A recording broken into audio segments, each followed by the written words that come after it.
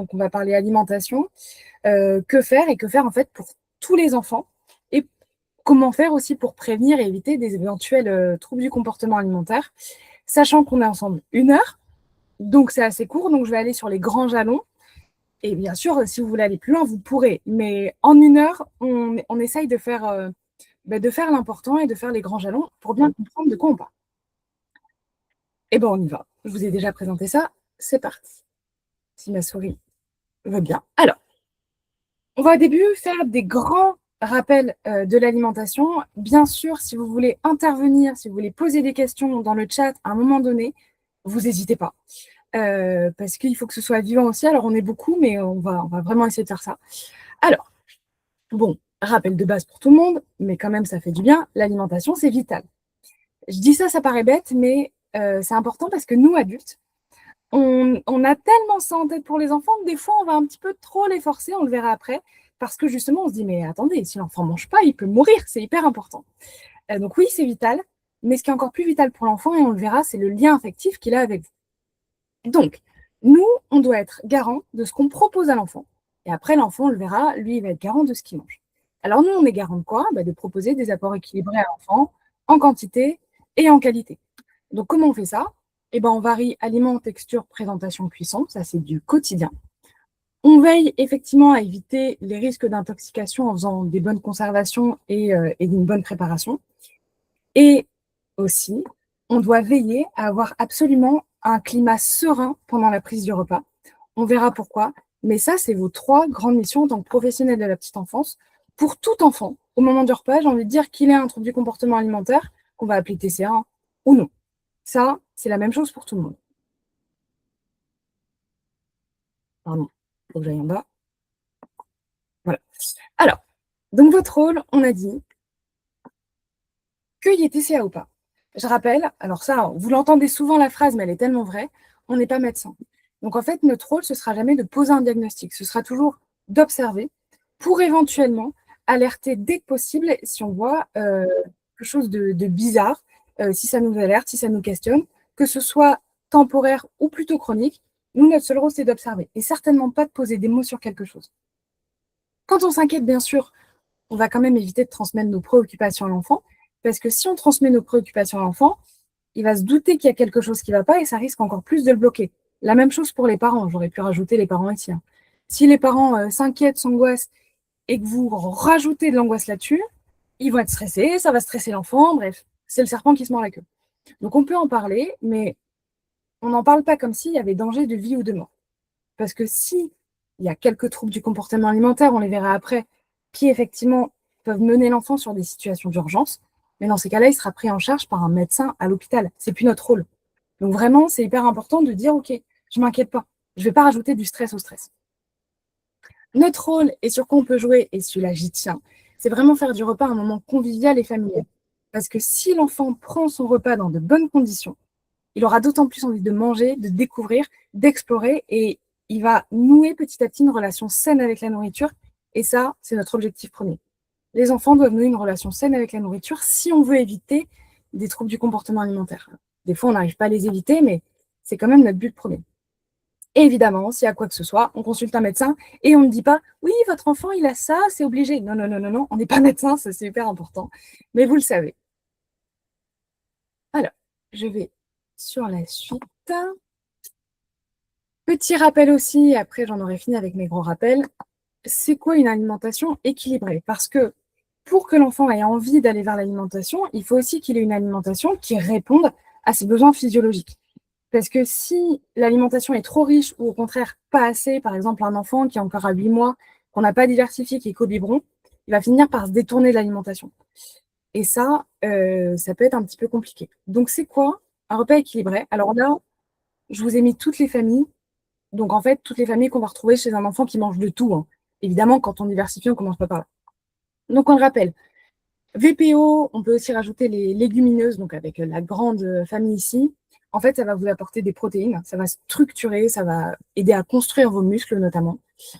Fruits et légumes pour les vitamines et l'eau. Produits laitiers indispensables pour les enfants, notamment pour le calcium et la vitamine D. Les féculents pour l'énergie, toujours un petit peu. Matière grasse, c'est pas un ennemi, c'est une obligation, parce que ça aide notamment à la construction du cerveau et souvent ça, alors je le vois avec mon expérience d'accompagnatrice VAE, dans les oraux, quand on me demande: «C'est quoi un repas équilibré?», matière grasse, il est toujours oublié. Parce que, je sais pas, peut-être dans la culture, on a vu les matières grasses comme un ennemi, alors que pas du tout. Alors, faut pas en mettre 15 cuillères, hein, normalement, c'est 1 cuillère à café par repas, que ce soit dans la cuisson, dans l'assaisonnement, où vous voulez, mais c'est indispensable et vraiment essentiel si on veut que l'enfant se développe correctement. Et vous avez vu le petit dernier, ça y est, on va commencer un petit peu à parler des sujets qui fâchent, les produits sucrés. Les produits sucrés, ils font partie des groupes alimentaires, donc on est obligé de les mettre, ils existent. Par contre, effectivement, ils ne sont pas du tout indispensables au bon équilibre et à la bonne alimentation de l'enfant. On peut très bien vivre, d'ailleurs très bien, et même en meilleure santé, sans produits sucrés. Par contre, les produits sucrés, en tout cas nous, dans notre culture actuelle, ils sont souvent là pour aider des moments de fête. Je sais pas, un anniversaire, même nos fêtes, hein, quand on fête Noël, quand on goûte, là il fait chaud, on va manger une glace, et c'est souvent ces produits sucrés qui reviennent. Alors oui, ils sont pas bons pour la santé, mais ils vont permettre parfois, et notamment dans les familles, de créer un lien, de créer un moment convivial. Et dans ce sens-là, en fait, ils sont essentiels au développement de l'enfant, si on les prend dans ce sens-là. Je suis d'accord avec vous, on peut créer des moments familiales d'unité autrement que par la nourriture, mais il ne faut pas l'oublier quand même, parce que c'est quelque chose d'assez culturel. On ne peut pas tout interdire à l'enfant, on ne peut pas lui interdire jusqu'à ses 4 ans de manger produits sucrés pendant 4 ans, parce qu'il va forcément voir les autres en manger, il va se sentir exclu, et en plus de ça, on dit souvent que l'interdit crée le désir, donc il va y aller. On en reparlera juste après, mais voilà, c'est pas, en tout cas pour moi, c'est pas à bannir, mais il faut apprendre la bonne utilisation de ces produits sucrés. Vous allez voir, de toute façon, je vais parler beaucoup de positionnement professionnel dans les slides qui viennent. Je tiens quand même à dire que c'est mon positionnement à moi, et vous avez le droit d'être pas d'accord, vraiment, et c'est pour ça aussi que je laisserai un temps à la fin, je pense, pour les questions. On a le droit de dire qu'on n'est pas d'accord, qu'on aurait fait autrement et de parler. La petite enfance, c'est vraiment un monde en mouvement. Et peut-être que ce que je vous dis là, dans 10 ans, eh ben, on sera complètement sur autre chose et c'est OK. Et c'est ça aussi notre richesse de professionnel, de toujours rester dans le questionnement et dans le questionnement de nos pratiques. J'ouvre, sinon je vais trop parler encore. Alors, ensuite, vous devez suivre certains régimes. Quelle que soit, j'ai envie de dire, la raison du régime, vous devez respecter le choix des parents. Alors, d'abord, je vais parler du régime, qu'il soit culturel ou personnel. Donc culturel, je pense notamment à certains régimes qui sont dus à certaines religions ou certaines envies des parents, notamment écologiques, avec les végétariens, les véganes, pardon. Alors, évidemment qu'on respecte et qu'on ne juge pas. Je ne viendrai jamais dire à un parent, mais ce menu, c'est n'importe quoi, etc. Enfin, on n'est personne pour juger ça, et chacun fait ce qu'il veut. Par contre, petite juste indication par rapport à l'équilibre alimentaire de l'enfant. Comme on l'a vu juste au-dessus, il nous faut plein de choses dans notre équilibre alimentaire, dont certaines protéines, en fait, qu'elles soient animales ou végétales. Le truc du menu vegan, c'est que les personnes qui sont véganes ne mangent rien qui vienne de l'animal. Donc ni beurre, ni œuf, ni lait, ni viande, poisson, évidemment. Alors, ça peut très bien être équilibré, hein, je ne dis pas le contraire, mais du coup, il faut vraiment que ce soit suivi, parce qu'un jeune enfant en croissance a vraiment des forts besoins. Et du coup, si demain j'accueille un enfant dont les parents sont véganes et qui voudrait que leur enfant soit végane, je dirais pourquoi pas, mais à ce moment-là, s'il vous plaît, allez voir un médecin nutritionniste pour vraiment nous aider à faire un menu équilibré, parce que moi, en tant que pro de la petite enfance, je suis garante de la bonne santé de votre enfant et de ce que je lui propose à manger pour maintenir son équilibre alimentaire. Pour moi, c'est juste celui-là qui peut ne pas être questionné et ne pas être jugé, mais où on peut avoir une attention particulière quand on le met en place pour des jeunes enfants. Parce qu'on l'a dit, malheureusement, si on ne propose pas des menus qui vont correspondre aux besoins de l'enfant risque de bouder l'aliment, de bouder le moment du repas. Et petit à petit, on risque de détourner vers une relation pas saine avec la nourriture qui peut engendrer un trouble du comportement alimentaire. Je suis beaucoup dans ça peut, peut-être, si, parce qu'évidemment, ce n'est pas une cause à effet. Ce n'est pas parce qu'une fois, vous allez faire un truc qu'il ne faut pas au niveau du repas que l'enfant va avoir un TCA, pas du tout. Mais c'est à force de répéter que ça peut se causer malheureusement. Et vous avez aussi des régimes spéciaux pour cas d'intolérance ou d'allergie. Alors ça, dans les structures, on les rencontre malheureusement de plus en plus. Et je rappelle quand même, petit point théorie avant de passer à la réflexion, qu'en cas d'allergie ou d'intolérance, mise en place d'un projet d'accueil individualisé obligatoire. Parce que c'est trop dangereux et que justement, si l'enfant goûte une allergie, enfin goûte un allergène, donc un aliment auquel il est allergique, il faut absolument savoir comment le traiter derrière et comment le prendre en charge, déjà pour potentiellement sauver de la vie de l'enfant quand même, mais aussi pour éviter qu'il boude tout le repas. Parce que l'enfant, il n'a pas cette capacité de se dire ah d'accord, c'est parce que j'ai mangé des carottes que ça m'a rendu pas bien et que ça m'a rendu malade. Il peut peut-être associer tous les aliments oranges, il peut peut-être associer carrément tous les aliments. Résultat, il peut bouder son repas, résultat, possible TCA. À chaque fois, on en revient à ça. Mais voilà, donc respecter vraiment les régimes de l'enfant, c'est quelque chose qui prévient les TCA. Ça paraît bête à dire, mais c'est vraiment nos premières missions. Maintenant que tous ces grands rappels sont faits, ça y est, on va un petit peu parler plutôt psychologie et qu'est-ce qui se passe pour l'enfant au moment du repas. Alors, le repas, euh, nous, on pourrait, en tant qu'adulte, le voir comme, voilà, je te sers une assiette, il y a des choses dedans, mange-le. Sauf qu'en fait, pour l'enfant, c'est plein de choses différentes. C'est un goût, j'aurais pu rajouter goût ici sur mon rouleau. C'est un goût, c'est une certaine couleur, c'est une certaine forme, c'est une certaine odeur, et surtout, c'est un certain contexte. Je m'explique. Si vous présentez, prenons le poulet rôti du dimanche. Je suis sûre que votre poulet rôti du dimanche n'aura pas la même saveur si vous le mangez en famille, que vous adorez votre famille, un dimanche, ouais, j'ai vu un emoji. Un dimanche chez votre grand-mère, voilà. Typiquement, on a une image, on appelle ça l'image sensorielle. L'image sensorielle qui nous vient, elle est hyper positive d'un coup, que si vous mangez le même poulet rôti, tout seul parce que vous avez la flemme de cuisiner dans une ville que vous n'aimez pas, où vous n'avez aucun repère et aucune famille. C'est le même repas. C'est pas du tout la même image sensorielle. Pareil, si vous mangez des carottes cuites, si vous changez la forme, par exemple, vous mangez des carottes cuites en rond, et puis le lendemain, vous mangez des carottes cuites coupées en carré. C'est pas le même repas. Je vous promets que ça n'a pas le même goût. Essayez, vous allez voir. Et pour l'enfant, du coup, si on change toujours les formes, toujours les couleurs, toujours l'odeur, et du coup, même les assaisonnements, j'ai rajouté un peu plus de poivre, un petit peu plus de sel, ce que vous voulez, ce n'est pas le même repas. Et on ne peut pas dire à l'enfant, attends, t'aimais hier, pourquoi t'aimes pas aujourd'hui? Non, ça ne marche pas. Donc, notre rôle, pour déjà essayer que l'enfant ait une bibliothèque d'images sensorielles qu'il aime, c'est quand il a quelque chose qu'il aime, on va essayer de lui proposer sous la même forme. Pas les mêmes jours, hein, mais comme ça, il a des aliments sur lesquels il aime. Et pareil, sur les aliments qu'il ne connaît pas encore, on va lui proposer, mais pas une seule fois. On va lui proposer plusieurs fois pour qu'il se familiarise petit à petit avec cette nouvelle image sensorielle, cette nouvelle forme, cette nouvelle couleur, cette nouvelle odeur, pour qu'il s'en fasse petit à petit un ami. Et évidemment, nous, on a un gros impact sur le contexte, parce que si les petits loups, là, ils prennent leur repas dans un climat serein, où ils ne sont pas obligés de finir leur assiette, où ils ne sont pas obligés de goûter, où on leur crie pas dessus, où on n'a pas des adultes à 2 mètres qui sont affairés à faire je ne sais quoi, et qu'au contraire, on est dans un climat apaisé, serein, calme, et ben on a beaucoup plus envie d'aller goûter, on est beaucoup plus en confiance avec la nourriture, on a moins envie de la bouder, parce on est plus dans l'exploration. Gardez en tête aussi, ça c'est Jean Epstein qui disait que la vie de l'enfant c'est un jeu, il joue sa vie. Et le repas aussi c'est un jeu. Pourtant en France on dit souvent cette phrase, oui le repas c'est pas un jeu.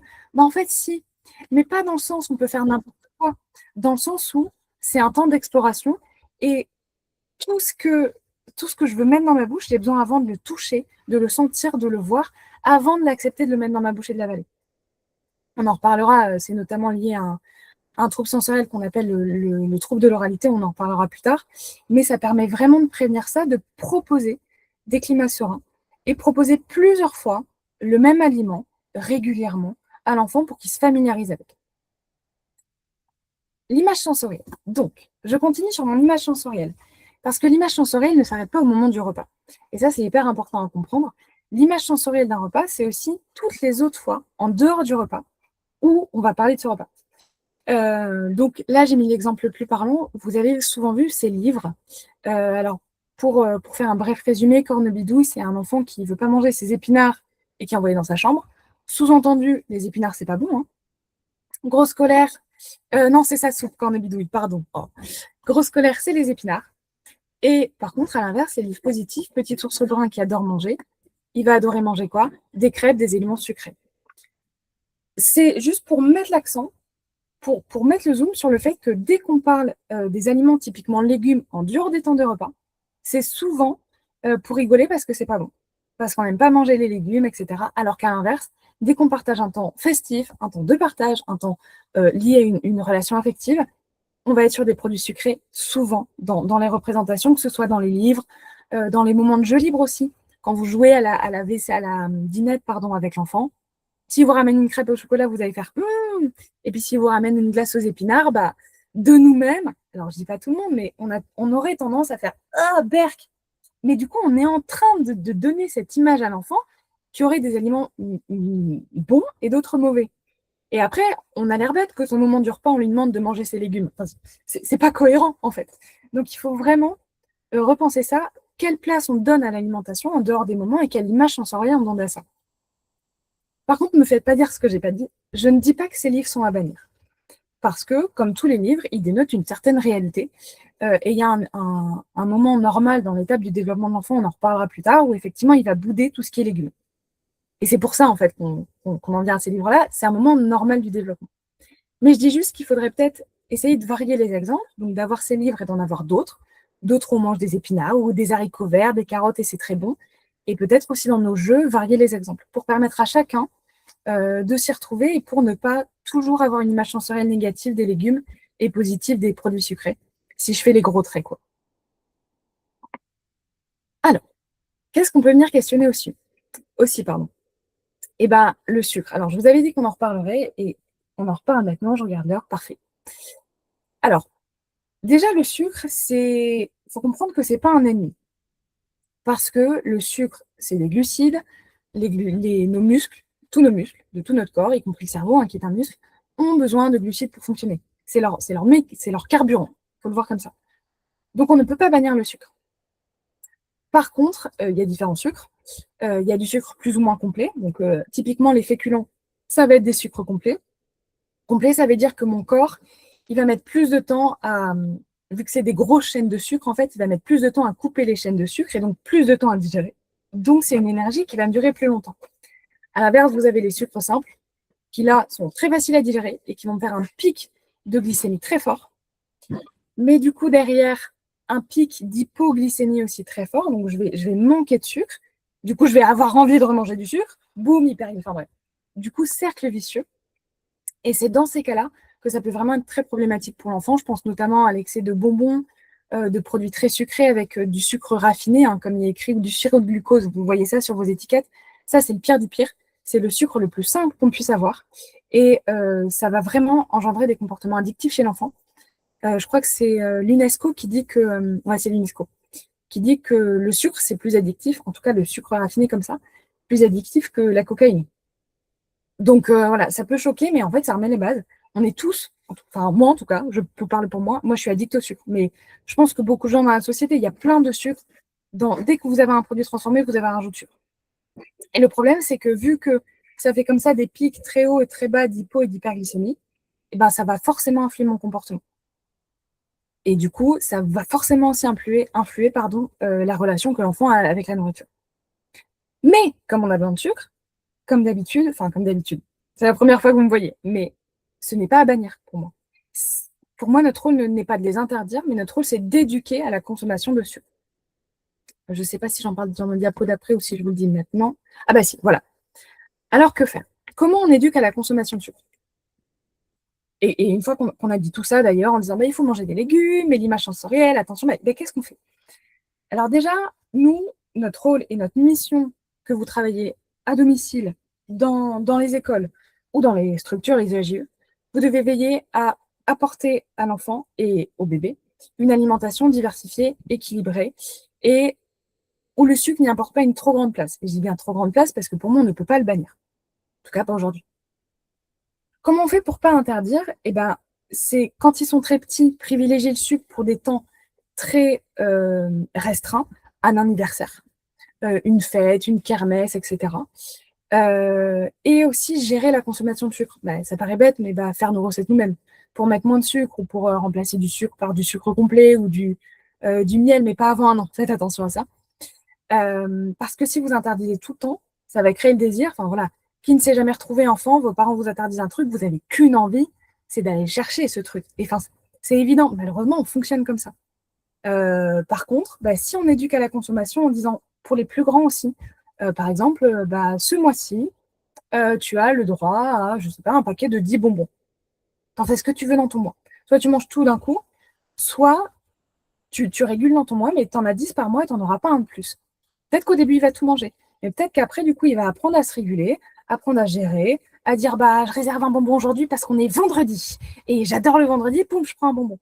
Et du coup, vous allez lui apprendre lui-même à réguler. Et il va devenir autonome là-dessus. Et c'est bien ça qu'on cherche. En fait, dès qu'on met un interdit, en tout cas, ça c'est mon point de vue d'éduc, mais vous avez le droit de ne pas être d'accord. Pour moi, dès qu'on pose un interdit à l'enfant, en fait, on lui prive d'autonomie. Pas sur des interdits de sécurité physique et affective, évidemment. Genre, il y a un incendie, je t'interdis d'aller dans la maison. Oui, évidemment. Ça, oui. On ne rentre pas sur l'autonomie, mais dès qu'on parle de jeux comme ça, de moments, de besoins aussi physiologiques, pour moi, un interdit frustre l'autonomie, dans beaucoup de cas. On peut évidemment aussi impliquer l'enfant dans les préparations, et pas uniquement les préparations sucrées, parce que, et on a tous été avec des jeunes enfants, on fait majoritairement quoi? Des gâteaux avec eux pour les anniversaires. Atelier cuisine, c'est souvent des gâteaux. Mais encore une fois, du coup, bah, quelle image sensorielle on donne aux enfants que tous les moments de plaisir, c'est autour des gâteaux sucrés? Eh ben, est-ce qu'on ne pourrait pas faire un atelier pizza? Vous faites les pâtes ou vous achetez les pâtes à l'avance et les enfants mettent eux-mêmes leur sauce tomate. En plus, c'est hyper ludique, toucher. Et quand on touche, on prévient aussi les troubles du comportement alimentaire, notamment les troubles sensoriels. On peut mettre ce qu'on veut, on peut choisir ses aliments, ce qui fait qu'on n'aura pas d'aliments kombu d'après. Enfin, il y a plein de choses à faire. On peut faire une salade ensemble. En plus, ça il fait chaud, donc allez-y. Des smoothies. Alors, faites attention, par contre, smoothie et jus, ça me permet d'en parler. Euh, alors, c'est génial parce que, par exemple, un jus d'orange, c'est plein de vitamines, on adore. Sauf que, et là, je ne sais pas si vous êtes au courant, mais sinon, ça va faire mal. Mais en fait, un jus d'orange frais, si vous prenez une quantité de jus d'orange frais et que vous mettez à côté une même quantité de Coca-Cola, Coca-Cola normal, hein, et ben en fait, le jus d'orange, il est plus sucré. Voilà. Donc, quand on donne un jus d'orange frais aux enfants, faut aussi. Ouais, j'ai vu le smiley. Ouais, ouais. En fait, on donne une dose de sucre énorme à l'enfant, il faut le savoir. Pareil, c'est pas interdire, c'est plein de vitamines, mais dans ces cas-là, réguler l'apport de sucre sur toute la journée, quoi, parce qu'il s'est fait une bombe de sucre, l'enfant. Parce qu'en fait, en pressant le jus, vous avez cassé les fibres, et c'est les fibres qui vont diminuer l'impact du sucre, ce que vous n'avez plus quand vous mettez que le jus. Éduquer l'enfant à la consommation de sucre en le rendant acteur, eh ben, c'est ce que je vous ai dit. Alors, je voulais aussi faire un petit point avant de parler des réels troubles du comportement alimentaire sur les relations qu'on peut avoir avec la nourriture et qu'on peut donner à l'enfant sur la nourriture et qui peuvent engendrer malheureusement des troubles du comportement alimentaire. Et beaucoup d'entre nous, malheureusement, ont été éduqués là-dedans, donc c'est bien si la nouvelle génération, là, on est au courant et qu'on essaye de casser ça. Le problème de la nourriture, et en plus, nous, notre culture française, on adore la nourriture, on adore les moments conviviaux autour de la nourriture, c'est un sujet important chez nous, les Français. Mais du coup, malheureusement, la nourriture, des fois, elle peut venir récompenser ou consoler. Exemple, là, je vous en ai mis un. Ben voilà, votre enfant ou celui que vous gardez, il fait un truc que vous appréciez pas. Ah, si t'es sage, je te donne un bonbon après. Oui, t'as ton bonbon dans 10 minutes. Ok, donc le sucre, et puis c'est toujours le sucre, hein, c'est jamais les épinards, hein, viendra récompenser un moment où on a demandé à l'enfant de faire un effort. Et à l'inverse, ne pleure pas, je te donne un bonbon, tiens, tu veux du gâteau, je te donne ta compote, etc. Le problème là-dedans, c'est qu'en fait, quand l'enfant vient vous voir, parce qu'il est content, ou parce qu'il est triste, qu'il a besoin d'être consolé, en fait, il vient vous voir parce qu'il a une émotion et qu'il veut un besoin, et il a un besoin affectif. Je suis content d'un truc, je viens voir mon parent ou la personne qui me garde parce que j'ai envie de partager et j'ai besoin qu'elle soit fière avec moi, qu'elle soit contente avec moi. À l'inverse, je suis triste pour un truc, je suis en train de pleurer, j'ai besoin que cette personne me console, qu'elle m'ouvre ses bras. J'ai besoin de cette nourriture affective. Et ça porte bien son nom d'ailleurs, nourriture affective. Le problème, c'est que du coup, quand vous donnez gâteaux, bonbons, etc., pour détourner l'attention, comme on entend souvent, ben en fait, vous apprenez à l'enfant que la nourriture est un substitut affectif. Et ça, c'est hyper dangereux pour l'enfant parce que du coup, alors je fais les gros traits hein, pour que vous compreniez, évidemment, c'est pas aussi égal comme je vous ai dit avant, mais mine de rien, après on a des adultes qui, quand ils sont tristes, ils vont aller s'acheter un gâteau. parce qu'ils vont se sentir mieux. Et ils le disent, hein, je me sens mieux. Alors oui, le sucre fait que tu te sens mieux parce que tu es en hyperglycémie, mais il y a aussi peut-être ça. Peut-être qu'on t'a appris que la nourriture était un substitut affectif. Et c'est vraiment très dangereux parce qu'on n'a pas une relation saine avec la nourriture quand on fait ça. Et ça peut évidemment amener sur des troubles du comportement alimentaire. Je pense notamment, alors, c'est pas un égal, mais je pense notamment voilà, aux troubles du comportement alimentaire qui en fait sont des maladies psychologiques comme l'anorexie. L'anorexie, c'est une très très mauvaise relation avec la nourriture. La boulimie, c'est pareil, on en parlera tout à l'heure. C'est qu'en fait, dans ces maladies-là, l'objet central, c'est pas la nourriture. C'est qu'en fait, la personne a une maladie psychologique qui vient s'incarner, qui vient s'ancrer sur la nourriture. Et c'est bien ça le problème. Or, la nourriture, vu que c'est un besoin vital, bah, c'est compliqué. Donc voilà. Alors, exemple concret que vous pouvez rencontrer. Alors, j'ai fait les gros traits encore une fois. Je ne dis pas que tout le monde est comme ça. Heureusement, je fais juste, je vais dans les clichés. Comme ça, on comprend bien. Situation 1. Vous avez un enfant qui refuse de manger. On est à table, c'est l'heure du repas.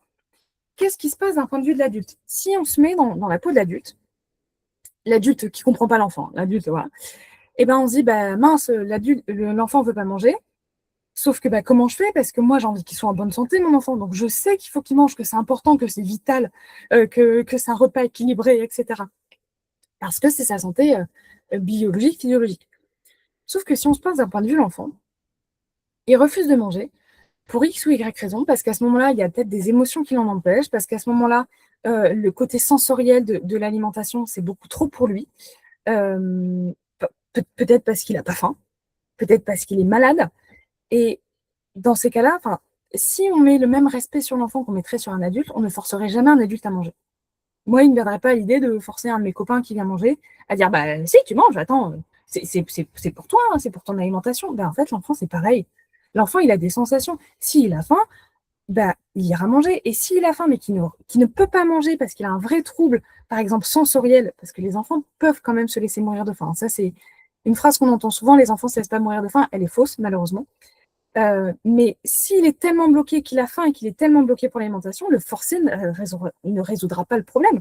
Au contraire, vous allez l'accentuer parce qu'au lieu d'être partenaire de l'enfant et de l'accompagner dans le trouble sensoriel peut-être qu'il a à ce moment-là et dire bah, comment on peut faire pour qu'il vive mieux, vous allez être son ennemi à le forcer. Résultat, au niveau de son image sensorielle qu'on a vu en haut, bah, vous allez empirer son image sensorielle. Et là, l'alimentation, vous pouvez être sûr qu'il va la bouder pendant une longue période. C'est obligé. L'inverse. L'enfant qui arrive complètement euphorique au repas, on en a des comme ça, hein, qui adorent manger. Vous leur dites repas, ils hurlent déjà à l'autre bout de la salle, ils viennent en courant, enfin voilà, on les voit faire. Hein. Ils vont se mettre à table et ils vont en fait tellement être dans l'excitation du moment qu'ils vont être un peu turbulents entre guillemets. J'aime bien des guillemets parce que j'aime pas trop ce mot, mais voilà. Donc ils peuvent renverser son verre, il va manger avec les mains, il risque d'en mettre à côté, d'en mettre à terre. Point de vue de l'adulte qui comprend pas les enfants. Mais attends, le repas, c'est pas un jeu. Hein pire, je sais pas si vous avez déjà entendu ces phrases. Pense aux gens des pays qui n'ont pas à manger. Non mais attendez, l'enfant, il comprend pas ça et ça n'a rien à voir avec lui. Vous êtes en train de le culpabiliser, alors que pour lui, c'est en train justement d'être un moment de fête et d'exploration. Puis en plus, on n'a pas le temps, et puis il va falloir nettoyer après, tu te rends pas compte. Sauf que, en fait, pour l'enfant, ces moments, c'est des moments magiques. Alors oui, vous devez quand même un petit peu calmer l'enfant au moment du repas parce que de toute façon, s'il est trop euphorique, ça risque de biaiser son sentiment de faim et son sentiment aussi de satiété. Et comme on veut nouer une relation saine avec la nourriture, il faut qu'on soit ancré dans son corps à ce moment-là. Donc déjà, on passe à une émotion saine et on permet à l'enfant d'explorer, de toucher avec les mains parce que le repas devient une découverte sensorielle et la découverte sensorielle permet de se familiariser avec le repas, avec les aliments, avec la texture humide, les textures dures qui craquent et va permettre ensuite d'explorer par la bouche et du coup de mettre à la bouche. Il y a beaucoup d'enfants, je suis sûre que vous les voyez faire, quand vous commencez la diversification, ils ont envie de toucher ce qu'il y a dans la cuillère. Et nous, on essaye à chaque fois de les empêcher. C'est notre petit réflexe. Alors qu'en fait, ce qui n'est pas, il y a cette phrase qui dit ça, que tout ce qui n'est pas exploré sensoriellement par les mains, par la peau, ne peut pas rentrer dans la bouche. On a besoin de voir la texture, de voir ce que ça va faire dans la bouche, si c'est plein d'eau, si c'est mou ou pas, parce que sensoriellement, mettre dans sa bouche, c'est une bombe sensorielle. On a l'odorat, on a la texture, on a la chaleur, le toucher, le goût, on a tout en même temps. C'est infernal, donc il faut d'abord familiariser avec les mains. Donc, bah, c'est important de faire de la patouille et de permettre aux enfants des fois de toucher. Je continue ce que je disais, je suis encore partie un petit peu loin, mais c'est pas grave. Donc on voit bien dans ces 2 exemples que je vous ai dit qu'il y a des fois du coup incompréhension entre les besoins de l'enfant et ce qui se passe pour lui dans son développement qui est normal, et la vision de l'adulte en disant: «Bah ouais, mais moi je suis un adulte, je sais ce qui est bon pour toi et je sais qu'il faut que tu manges parce que c'est vital». Notre première phrase du diapo. Le problème, c'est que quand on fait ça et quand on n'est pas formé à la petite enfance, on va avoir un adulte dominant qui attend quoi de l'enfant? Qui attend la soumission. Et l'enfant, il a 2 possibilités de répondre à ça, soit la soumission, soit l'opposition. Dans tous les cas, que vous ayez un enfant soumis qui mange parce que vous l'avez forcé, que vous lui avez fait peur, ou un enfant en opposition, et qui du coup va faire des crises même en dehors du repas, hein, et bah, vous avez en fait gagné le fait, entre guillemets, de faire naître à l'enfant une relation négative avec la nourriture. Pour, en plus, gagner 3 cuillères d'haricots verts. C'est la même chose, vous savez, on lit souvent ces choses-là en disant: «OK, l'enfant n'est pas obligé de manger, donc je ne le force pas. Par contre, je le fais goûter». Et ben pour moi, c'est incohérent. Parce qu'en fait, si vous le faites goûter, vous allez culpabiliser l'enfant, le forcer. Et des fois, on entend même une cuillère pour maman, donc hyper culpabilisant au niveau du lien affectif. Vous allez gagner 3 grammes d'haricots verts, autant dire rien pour l'équilibre alimentaire de l'enfant. Et par contre, vous allez détruire, vous allez un petit peu casser cette relation de confiance que vous avez avec lui. Donc moi, j'éviterais de faire goûter. Par contre, bah, si tu veux, tu peux toucher avec les mains, tu peux sentir, tu peux explorer. Ça, oui. Parce que c'est déjà ça, goûter pour l'enfant, en fait. Hop, je continue. Le petit cercle vicieux que je viens de vous exposer, il est relâ. Enfin, du coup, j'ai schématisé. Oh, j'ai mis 2 U, je suis désolée. Préoccupation. Donc, on a une préoccupation des adultes si l'enfant mange pas, mange trop, mange peu, mange pas assez. Bref, fait un comportement non conforme à notre image, nous, qu'on a d'adulte, d'un bon repas. Qu'est-ce que ça va faire? Du coup, l'adulte peut avoir tendance à avoir une attitude punitive envers l'enfant. L'humilier ou faire du chantage affectif. Une pierre pour maman, une pierre pour papa. Ah bah si tu manges pas, tu vas pas grandir. Bah de toute façon, t'es un petit mangeur. Enfin voilà. Ça va faire quoi? Ça va attaquer l'estime de soi de l'enfant, la confiance qu'il a envers l'adulte. Vous allez briser ce lien de confiance que vous avez avec vous. L'enfant, il ne se sent pas du tout, compris dans ses besoins. Il se sent au contraire compris. Il a l'impression qu'il est tout seul. Et l'adulte, qui était censé être un partenaire et une aide, devient un ennemi. Et du coup, bah, vous avez soit un enfant qui refuse complètement de manger, parce que dans tous les cas, le repas, c'est plus un moment agréable pour lui. Il est en guerre contre vous. C'est pas un moment agréable. Soit un enfant qui finit par manger par soumission, en se forçant. Et du coup, là, vous avez gagné un enfant qui a une mauvaise relation avec la nourriture et qui va se forcer à manger plus tard. Et qui, du coup, bah, le jour où il va vraiment devenir autonome sur la nourriture, risque, bah, du coup, de dévier sur un trouble du comportement alimentaire. Si je fais des gros traits, bien sûr. Heureusement, c'est pas parce qu'on le fait une fois que ça va faire ça, hein. C'est vraiment sur la durée. Avant de parler des TCA, du coup, je fais un petit récap. Quelle heure? Parfait. Sur les postures à favoriser et postures à éviter. Posture à favoriser. Phase de familiarisation avec l'aliment. Donc, c'est ce qu'on disait, pas forcément familiarisation par la bouche, mais ça peut être des bacs sensoriels, de la patouille, toucher avec les mains, sentir, voir. On évite de mélanger les aliments dans l'assiette. Alors ça, c'est un truc. Et de les cacher aussi. Du genre, t'aimes bien la purée? Tiens, je t'ai fait une purée. Et puis après, on dit, ah, en fait, dans la purée, il y avait des oignons alors que t'aimes pas les oignons. T'as vu, tu les as pas sentis. Oui, bah pareil. En fait, vous avez gagné 3 oignons, rien, et vous avez cassé la relation de confiance que vous avez avec l'enfant parce qu'il vous faisait confiance. J'ai ça, je vais vous raconter une anecdote, ça va vous parler. Moi, alors ça peut en dégoûter, mais je mange des insectes parce que c'est une super source de protéines, je trouve qu'on devrait y venir. Bref, je sais que c'est bizarre. Euh, Merci Étienne. Euh, des amis à moi refusent de manger des insectes. Je vais certainement pas leur cacher dans la nourriture pour leur dire après qu'ils ont mangé des insectes. Enfin, vous imaginez, ça veut dire qu'ils ont des vers dans le ventre sans leur consentement en fait. Enfin, on parle aussi du consentement là, donc c'est pareil pour l'enfant. On ne fait pas ça, et en plus, si on mélange et qu'il le voit, et ben, s'il n'aimait pas l'un des 2 aliments, et ben, il ne va pas manger tout le plat. Alors que s'il aimait l'un des 2 aliments, il aurait au moins mangé la moitié. On accompagne l'enfant dans ses émotions, ses découvertes, ses craintes. Donc ça, c'est évidemment la posture qu'on veut faire toujours pour le jeune enfant, en étant en bienveillance. On peut aussi, ça c'est hyper intéressant, alors pas tous les jours, mais mettre en scène des aliments et mettre en scène avec les enfants sur la préparation. Faire des visages, transformer ce temps du repas en moment ludique. Oui, oui, le repas devient un jeu aussi pour les adultes. C'est hyper chouette. Et d'ailleurs, même nous, qu'est-ce que c'est amusant, je ne sais pas, des fois quand c'est Halloween, vous mangez des trucs visqueux, des trucs un peu bizarres, quand vous voyagez, vous aimez bien manger des nouvelles choses. Par contre, vous n'allez pas manger un plat de cette nouvelle chose. Vous avez d'abord envie de goûter un petit peu. Ben, pour l'enfant, c'est pareil. L'enfant qui découvre les aliments, en fait, lui, c'est comme s'il avait des nouvelles choses toujours devant lui. Et ben, petit à petit. On associe l'enfant à la préparation pour le rendre acteur, pour voir ce qu'il mange, et ça lui permettra aussi de toucher pour prévenir les troubles sensoriels. Et alors, une pratique aussi que, alors moi j'en suis convaincue, mais vous avez le droit de ne pas l'être, c'est la pratique du plateau repas. Le plateau repas, ça consiste à proposer tous les aliments du repas à l'enfant en même temps. Donc, sur un plateau ou non, mais en fait, le principe, c'est de le faire en même temps. Donc, entrée, plat, dessert, fromage. Oh. Et là, oui, mais l'enfant, il ne va pas tout manger. Alors oui, peut-être. Et peut-être qu'il va tout manger, et peut-être qu'il va mélanger son yaourt et ses carottes, mais peut-être que c'est comme ça qu'il va l'aimer. Peut-être qu'aussi qu'on peut prévenir des troubles du comportement alimentaire par ça, parce que du coup, il n'est pas dans l'attente, parce qu'en plus, on attend que tout le monde ait le dessert. Résultat, l'enfant, il attend une demi-heure s'il n'a pas envie de manger, qui est le dessert. Donc, au niveau du rythme de l'enfant, on n'est pas dans le bon du tout. Et ça évite aussi le chantage. Si tu goûtes pas, tu n'as pas de dessert. Pareil, mauvaise relation avec la nourriture, etc. Donc, le plateau repas, alors là, j'en parle vraiment vite fait parce que j'ai qu'une heure, mais en vrai, on pourrait en faire tout un cours. C'est une pratique que moi, je trouve merveilleuse et qui permet vraiment de prévenir les troubles du comportement alimentaire. C'est référencé par des médecins. Enfin, voilà, c'est pas juste une lubie de moi, c'est vraiment quelque chose qui sert et qui permet aussi de lever toutes les craintes autour du repas.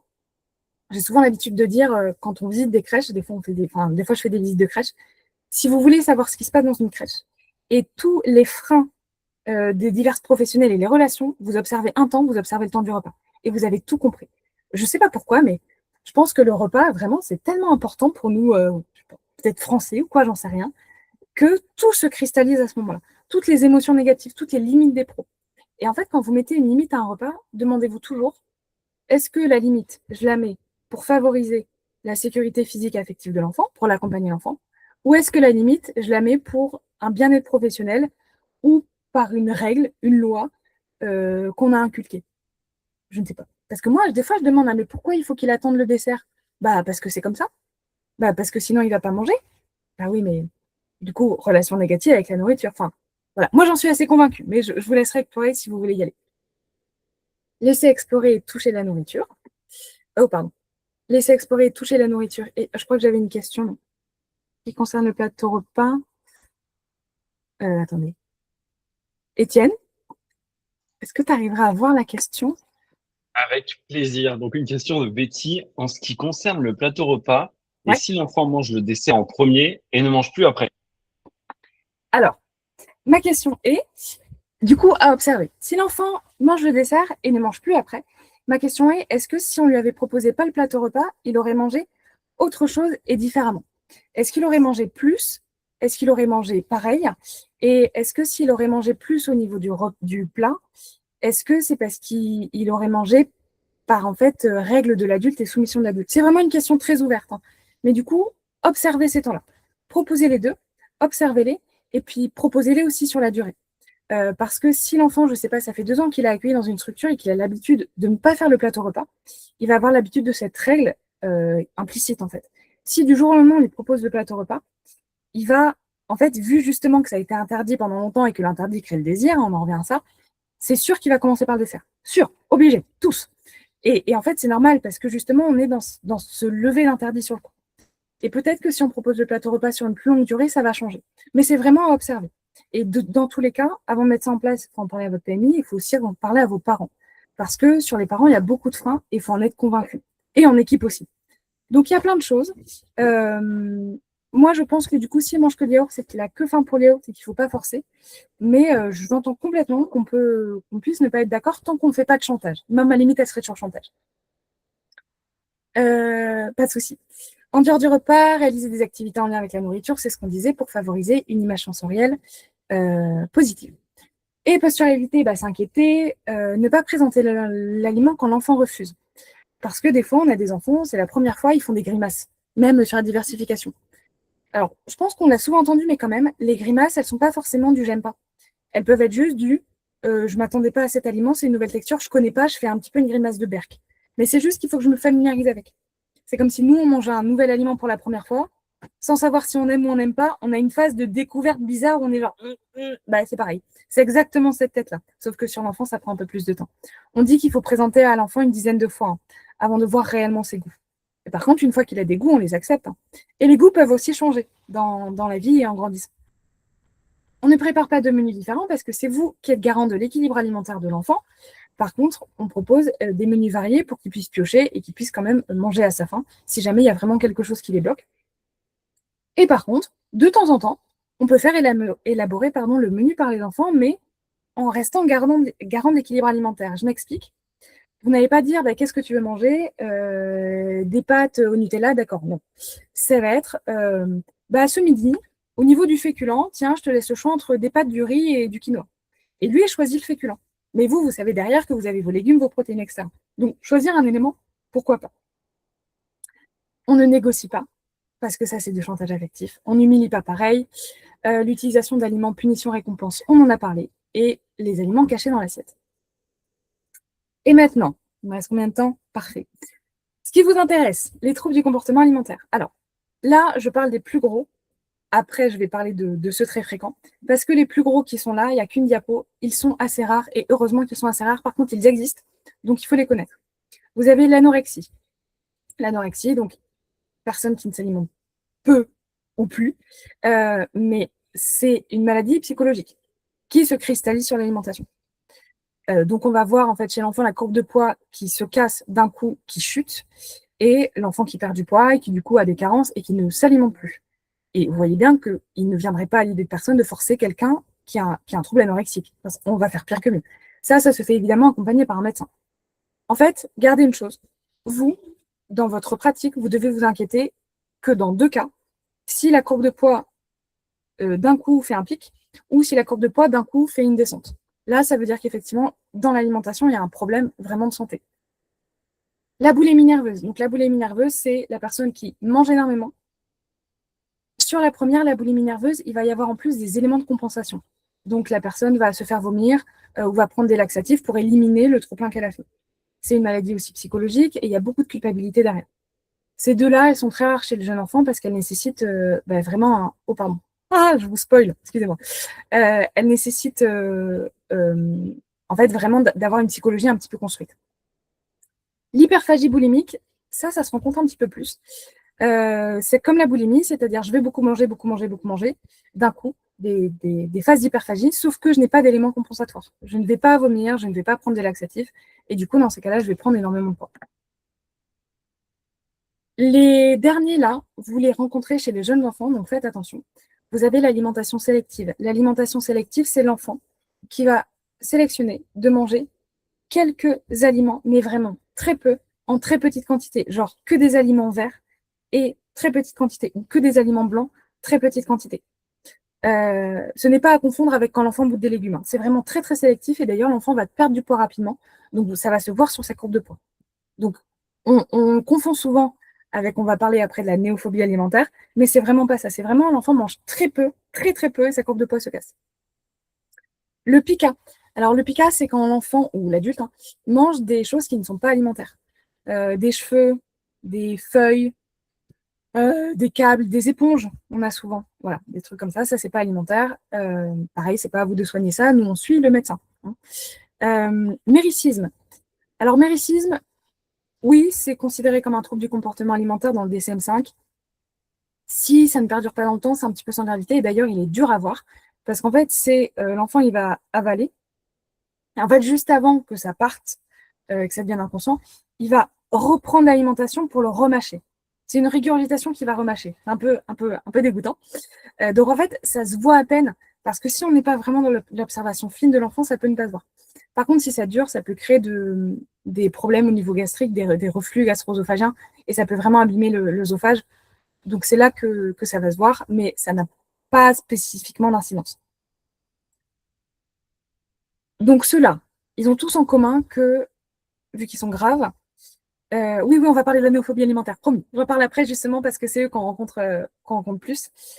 Ceux-là, juste, je voulais juste en parler parce que c'est eux qu'on appelle troubles du comportement alimentaire, qui sont gravissimes et qui, quand vous les avez sur votre structure, vous avez un changement de la courbe de poids de l'enfant. C'est ça qui doit vous alerter. S'il n'y a pas de changement de cours de poids, on ne s'alerte pas parce que ça va être autre chose et j'en parle tout de suite. Ouais. Je vais avancer juste parce que. Oui, néophobie alimentaire. Donc, néophobie alimentaire, c'est pas grave. 75% des enfants y passent autour de 2 ans. Voilà, quand on a dit ça, c'est énorme, c'est limite une phase normale du développement.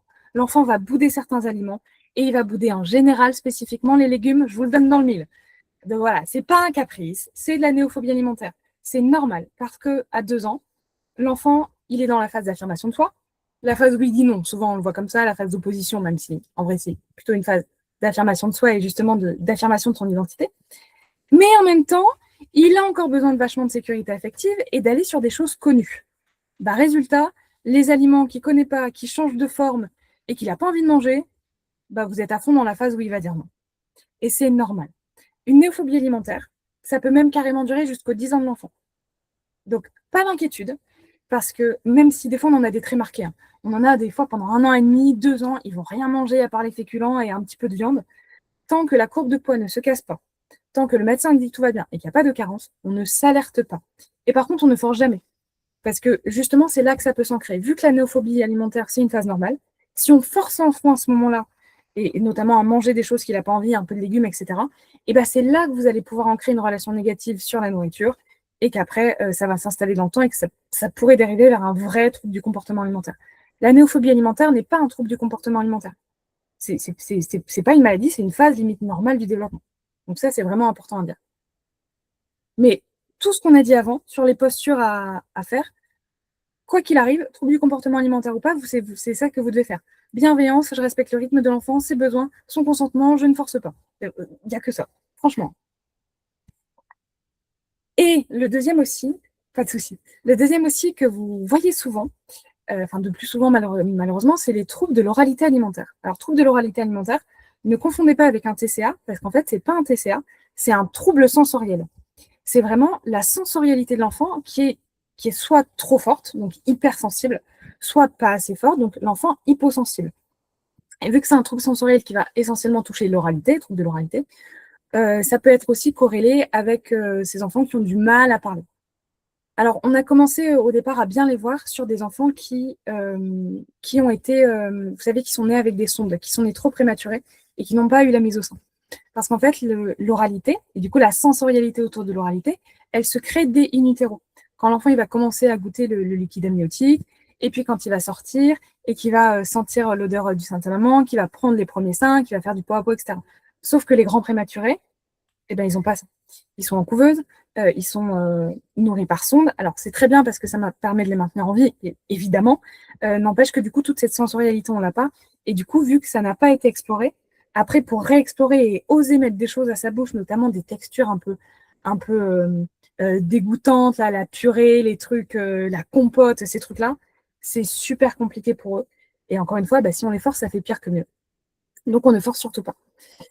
Comment vous pouvez repérer ça? Ouais, pardon. On estime qu'il y a 25% des enfants qui passent par un trouble de l'oralité. C'est aussi énorme. Alors, par contre, ça s'accompagne. La néophobie alimentaire, ça s'accompagne avec bienveillance et on ne force pas l'enfant. Le trouble de l'oralité, ça peut vraiment s'accompagner au quotidien et aussi en dehors des temps du repas parce que c'est un trouble sensoriel. Donc, ça touche les sens et la perception que je me fais de mes sens.